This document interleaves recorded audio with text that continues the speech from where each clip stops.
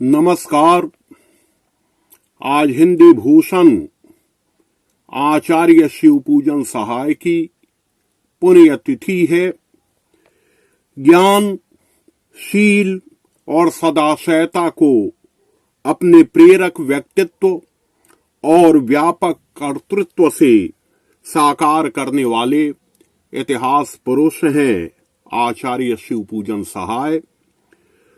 शिवपूजन सहाय का जीवन गहरी साधना, कठोर संघर्ष और अदम्य संकल्प का रचनात्मक दस्तावेज है। उनके लेखन में द्विवेदी युग से लेकर नव लेखन युग की हर गुंज, हर आहट को सुना जा सकता है। शिवपूजन सहाय का जन्म हुआ था 9 अगस्त 1893 ईस्वी को बक्सर के उनवास गांव में। वहीं मदरसा में उनकी शिक्षा दीक्षा प्रारंभ हुई।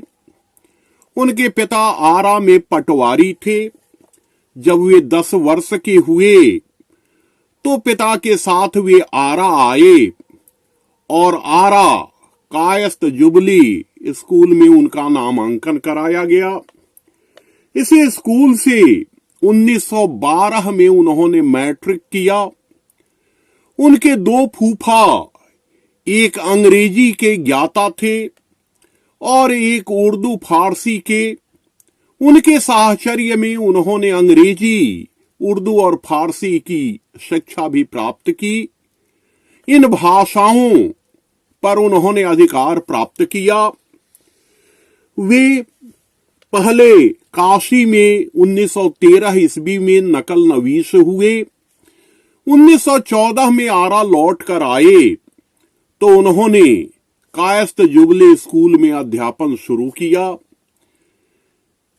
फिर वे वहां के मॉडल स्कूल के शिक्षक हुए। 1921 ईस्वी में असहयोग आंदोलन में अपनी सहभागिता के कारण उन्होंने शिक्षक पद से त्यागपत्र दे दिया।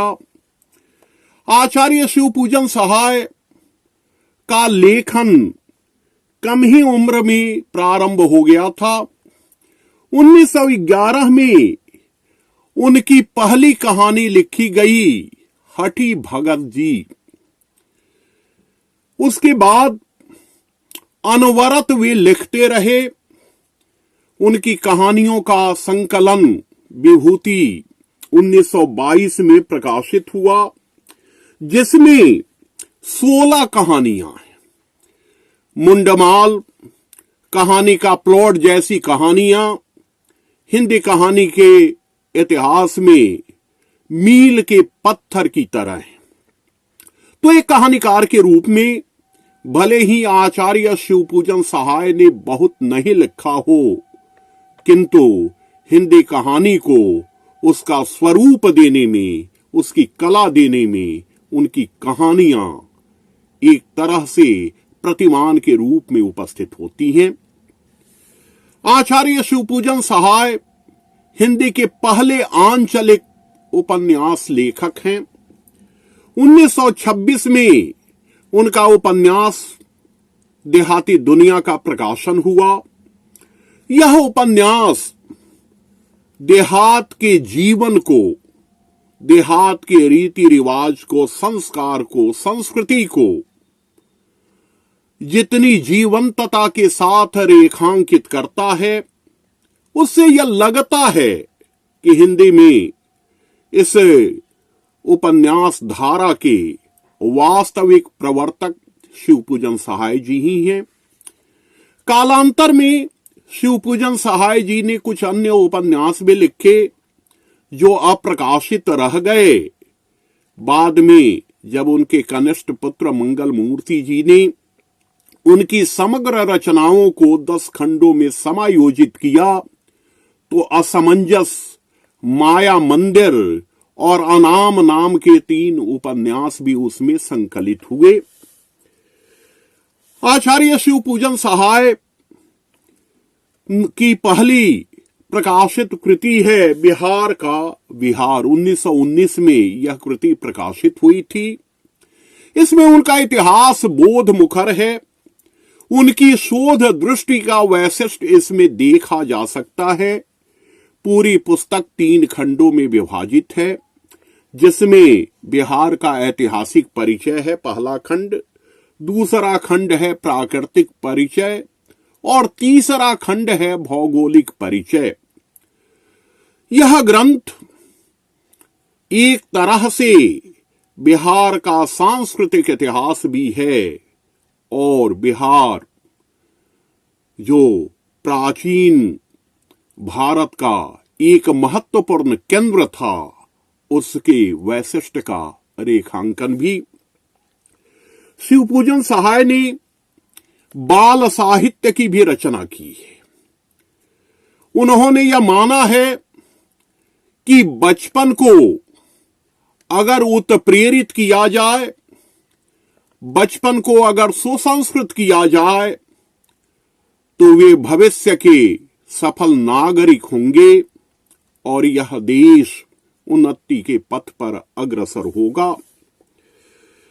एक संपादक के रूप में भी शिवपूजन सहाय की महत्वपूर्ण भूमिका है। संपादक के रूप में उनकी पहली उपस्थिति 1921 में हुई, जब उन्होंने मारवाड़ी सुधार का संपादन किया। आरा नगर के 3 धनाढ्य मारवाड़ियों ने मिलकर एक पत्र निकालने की योजना बनाई। शिवपूजन सहाय ने इसका संपादन किया। वैसे यह जातीय पत्र था, किंतु इसका लक्ष्य व्यापक था।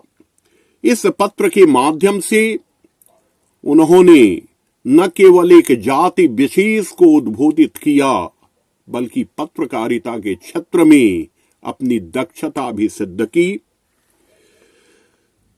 इसमें अनेक राजनीतिक और साहित्यिक संदर्भों को भी उन्होंने रेखांकित किया और इस तरह हिंदी पत्रकारिता को उन्होंने एक नई शक्ति दी। वे मतवाला में भी रहे। मतवाला के कई स्तंभ उन्होंने लिखे, जहां उनकी व्यंग्य विदग्धता देखी जा सकती है। उन्होंने मतवाला के माध्यम से हिंदी की हास्य व्यंग्य पत्रकारिता को एक नई दिशा दी, एक नया बोध दिया। उन्होंने आदर्श का संपादन भी किया। वैसे यह पत्र अल्पजीवी रहा, लेकिन कम ही समय में इसे उन्होंने अत्यंत लोकप्रिय बना दिया। इन 2 पत्रों से मुक्त होने के बाद जब वे मतवाला में गए, जिसका पहला अंक 26 अगस्त 1963 को निकला, तो वहां कई स्तंभ इन्होंने लिखे। अपने कटाक्ष से, अपने बुद्धि कौशल से और गुदगुदाने वाली टिप्पणियों से इन्होंने हिंदी पाठकों का स्वस्थ मनोरंजन किया। मतवाला में ये लंबे समय तक नहीं रहे, लेकिन मतवाला को पहली बार अगर किसी ने राष्ट्रीय फलक पर स्थापित किया तो उसमें सबसे पहला नाम इन्हीं का लिया जा सकता है। मतवाला पहली बार 7 वर्षों तक प्रकाशित पत्र था। 3 महीने बीच में अंतराल हुआ, तो मतवाला में इन्होंने जो कुछ भी लिखा वह सब शिवपूजन समग्र में उपलब्ध है। और जो इनकी टिप्पणियां हैं, जो व्यंग की धार है, उसमें डुबकी लगाकर पाठक एक नई ताजगी पाता है। कुछ दिनों तक इन्होंने सुधा में भी काम किया। सच तो यह है कि सुधा में ही काम करने के लिए ये मतवाला से अलग हुए, लेकिन फिर सुधा से अलग होकर मतवाला में आए और उसके बाद जब काशी से जागरण निकाला विनोद शंकर व्यास ने, तो उस जागरण का पहले संपादन इन्होंने किया, बाद में उसे प्रेमचंद ने ले लिया। इन्होंने रूपनारायण पांडेय के साथ भी काम किया और इन्होंने हिंदी पत्रकारिता को, हिंदी की साहित्यिक पत्रकारिता को व्यापकता दी। गंगा के माध्यम से, साहित्य के माध्यम से इन्होंने एक तरह से साहित्यिक पत्रकारिता का प्रतिमान प्रस्तुत किया।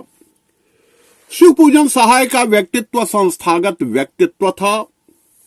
1939 में ये राजेंद्र कॉलेज छपरा में हिंदी प्राध्यापक होके गए। 10 वर्षों तक वहां अध्यापन के क्रम में इन्होंने अनेक आलोचनात्मक लेख लिखे।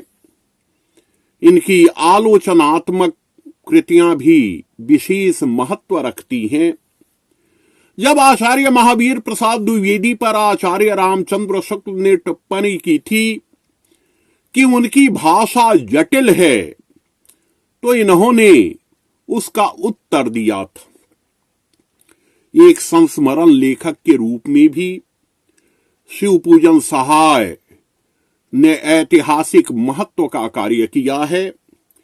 इनके संस्मरणों में जो आत्मीयता है, मार्मिक प्रसंगों की पहचान है, वह अभिभूत करती है।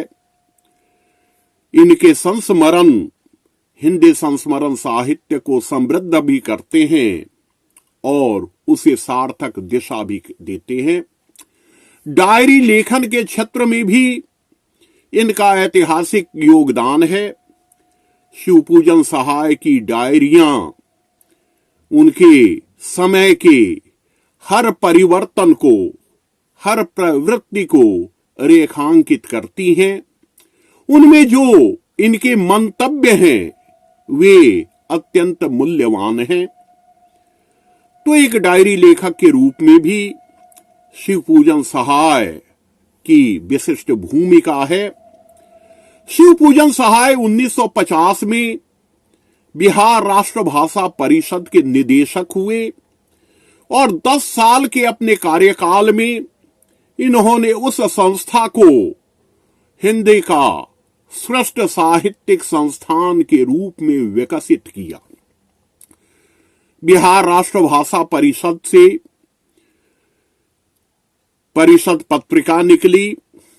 बिहार राष्ट्रभाषा परिषद ने अनेक महत्वपूर्ण ग्रंथों का प्रकाशन किया, जिनमें महामहोपाध्याय गोपीनाथ कविराज के ग्रंथ हैं, जिसमें महापंडित राहुल सांकृत्यायन के ग्रंथ हैं। आचार्य हजारी प्रसाद द्विवेदी का प्रसिद्ध ग्रंथ हिंदी साहित्य का आदिकाल यहीं छपा। हर साल ये अधिवेशन कराते थे और उसमें जो विशिष्ट अभिभाषण होता था उसका प्रकाशन करते थे। परिषद के माध्यम से ही इन्होंने हिंदी साहित्य और बिहार नामक पुस्तक का प्रकाशन प्रारंभ किया। इनके जीवन काल में उसके 3 खंड छपे और बाद में 2 खंड और छपकर आए हैं। हिंदी साहित्य सम्मेलन, बिहार हिंदी साहित्य सम्मेलन के विकास में, आरा नागरी प्रचारणी सभा के विकास में भी इनकी महत्वपूर्ण भूमिका है। शिवपूजन जी ने प्राचीन पोथियों की खोज कराई और बिहार में हिंदी शोध को प्रोत्साहित किया। तो इस बहुआयामी रचनाकार का जीवन अपने आप में अत्यंत विशिष्ट है।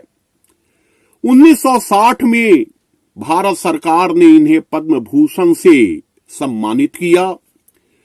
इनके जीवन काल में 1956 से 1959 के बीच बिहार राष्ट्रभाषा परिषद से इनकी रचनाओं के 4 संकलन आए, जिन्हें शिवपूजन रचनावली का नाम दिया गया।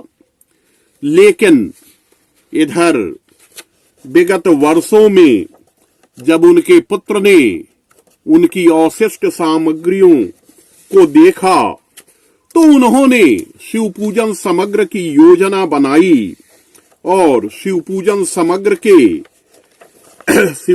समग्र के जो अंक प्रकाशित हैं उसमें उनका संपूर्ण लेखन एक प्रकार से आ गया है। 2011 में इस ग्रंथ का पहला संस्करण प्रकाशित हुआ था अनामिका प्रकाशन से। तो शिव पूजन जी सही अर्थों में हिंदी के कालजयी व्यक्तित्व का नाम है। हिंदी भाषा और साहित्य के उन्नयन में इनकी महत्वपूर्ण भूमिका है। ऐसे महापुरुषों का स्मरण हमें शक्ति भी देता है और हमें दिशा भी देता है। निसंदेह हिंदी भाषा और साहित्य के विकास में इनका स्मरण पाथेय की तरह है। नामवर सिंह ने इसीलिए इनकी सादगी की तुलना लाल बहादुर शास्त्री से की है। शील के सौंदर्य और आचार्यत्व के इस प्रतिमान को उनकी पुण्यतिथि के अवसर पर सादर नमन। धन्यवाद।